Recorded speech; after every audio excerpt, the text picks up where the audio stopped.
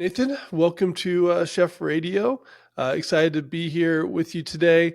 Your books when they first came out. I guess what was it, 2010 or something like Yeah, that. I'm thinking about. I was still in New York when I got them, and they were such. At that moment where I was working, it was this little place called Teresi Italian Specialties, and sure. it was this tiny little restaurant in the lower, I guess, Nolita area on Prince and Mulberry. And when they first came out, we were just starting to really get into this idea of how can we apply some of this modern style of thinking to food that was still rustic yet innovative, and we really walked this very thin line. And when we received that your books in the mail, we were quite excited. We dove headfirst into them, and we there were definitely ways that we used that and applied it to our cooking, even though we weren't considered a modernist restaurant. And I think that's Yep. what is great about your books. You started with the Modernist Cuisine. It was a set of 5 books, I think, and really just the gauntlet, right, from A to Z, pretty much covering it and how you can apply these modernist techniques, which had started. When did you sort of get keyed in on this modernist food movement? What year did that sort of pique your Well, I interest? first heard about it in the 90s. I went to chef school in France, École de la Varenne, in 95. Okay, I was aware of some of it before that. Of course, Harold McGee's book had come out earlier. And so love it. Harold McGee's book was about how science had basically ignored food. But it wasn't a cookbook. There was no recipes Yeah, in the book, but it still had lots of very interesting things. So probably Harold McGee's book was the first. And then when I went to France in '95, I heard of Ferran Adrià, some of the more avant-garde of the French chefs, Heston Blumenthal, and that right. really woke me up to it. But initially, I thought, hey, this is cool that there's all this new techniques. Yeah, I've got a book of classic French techniques. I've got a book of nouvelle cuisine techniques, Italian, Chinese. Surely there's some big book I can buy that will tell me all about this new stuff. Yeah. And ultimately, I couldn't find that book, so I wrote it. Well, listen, that's one way to do it, right? That's one way to get all the It's information. the hard way to do it, by the way. It's much easier to Yeah, buy the book than to yeah, no write the doubt. book. No doubt. So your book and your approach to it was very different. Than how typical books are made. You started cutting up machinery, and you started really diving deep into the how, just like with Harold McGee's on food and cooking, which I think any young chef out there, it is must read information. I remember just eating that book up because the chef exposed me to it, and oh wow, there's actually 3 different types of protein in an egg, and each one cooks at a different temperature.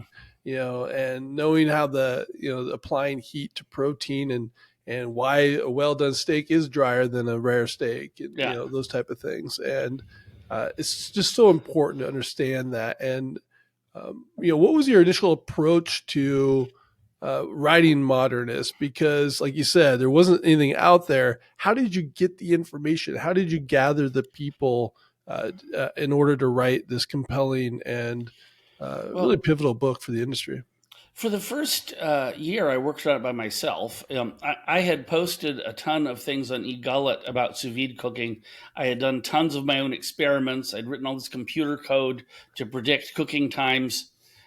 So I had really gotten into it, and I realized a couple things. The first is that these modern techniques no one really understood terribly well. Uh, that if you tried to apply intuition you developed from traditional cooking, it would fail. Right. The idea that you might cook something for 72 hours at relatively low temperatures just seemed bizarre, maybe dangerous, but certainly Hmm. bizarre. Uh, Harold's book had sort of opened me up to the fact that a lot of cooking proverbs and wisdom is just wrong. That's sort of thing number one. And thing number two is Uh, I realized that there's something more to cooking than recipes. Sure. A recipe, if you follow it, and it's a decent recipe, and most of them are pretty decent, you can do X, Y, Z, one step after another, and you get a result. And if that's all you care about, that's great. Mm-hmm. Um, so I realized I was never going to write a cooking for dummies book or a fast weeknight dinners book. Right. 30-minute Those meals. Yeah. people have done that way better than I could ever do it. Sure, sure, sure. But it turns out people like to understand how things work. And that's especially true if you're a chef who's trying to invent new things, Yeah. right? If all you do is work from a recipe, it doesn't matter.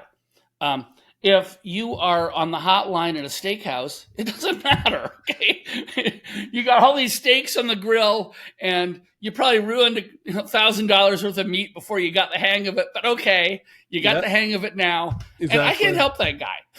Yeah. Okay, he's doing great the way he is. Yeah.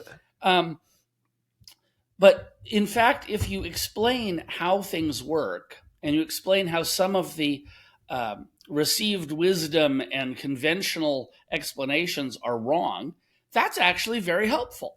Mm-hmm. At least I thought so. Mm-hmm. Um, there's two ways to make a product. This is true of a dish in a restaurant, but it's true of any product.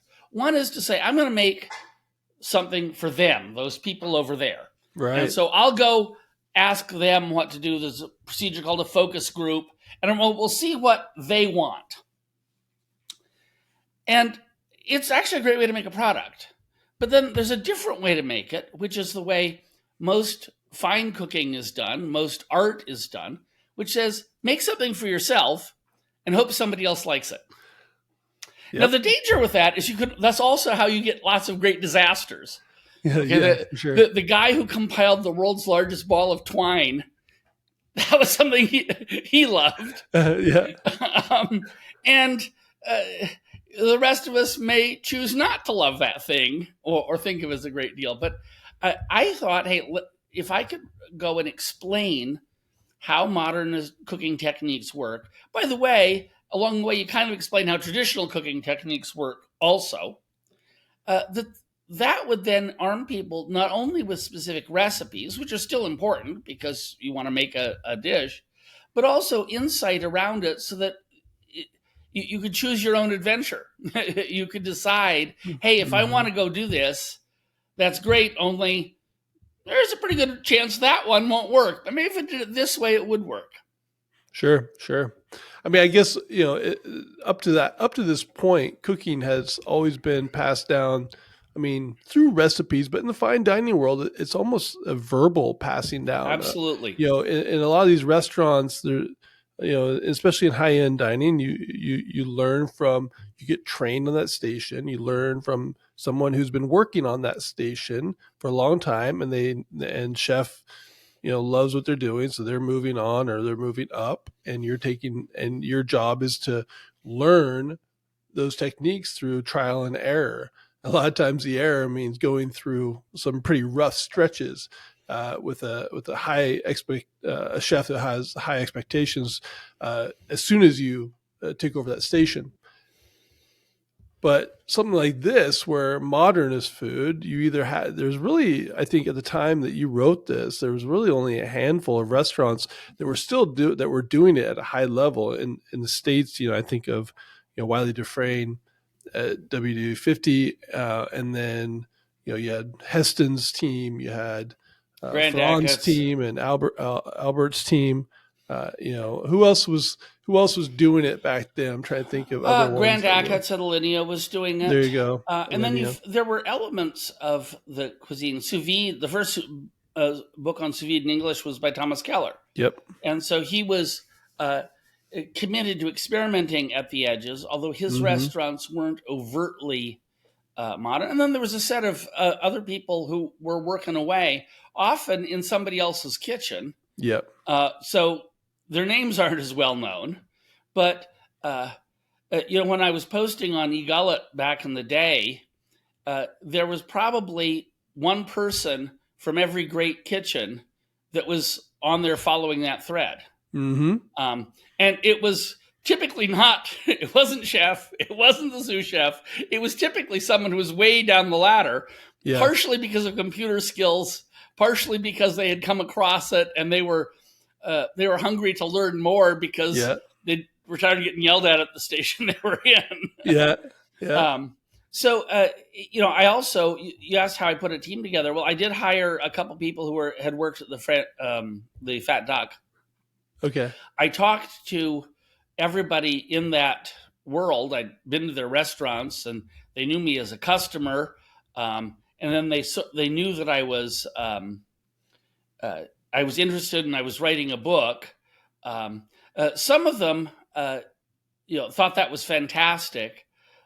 My favorite response was from Nick Kokonis, who is a partner of Grant's at Sure. Alinea and these other restaurants. When the book came out, Nick is a fabulously blunt guy, and he said, you said you're going to do this, but I didn't think you could pull it off. Yeah. You had your naysayers, I'm sure, right? Early on. There was one guy who, walked up to me at a chef's convention. He said, I should have written this book. And I said, well, you could have. Yeah. I didn't stop you. Yeah. There are people who say, well, who the hell are you to write this book? And my basic answer would be, I'm the guy who did. Yeah. Okay. Yeah. Exactly. But, I had, I like to say I had more formal training because I'd gone to chef school, more than Fran Adria or Thomas Keller or Heston Blumenthal. None of them went to chef school. Mm-hmm. Years later, I gave a commencement speech at CIA, which is a great culinary school. Mm-hmm. And I said, look, you have a fantastic background, but guess what? Some of the best people in the whole world started off as dishwashers and never had this. Exactly. So you're going to have to work hard after this. It isn't suddenly you learn how to do it and you walk right into being a top chef. You got to work at it. Hey everyone, thank you so much for watching this episode of Chef Radio Podcast.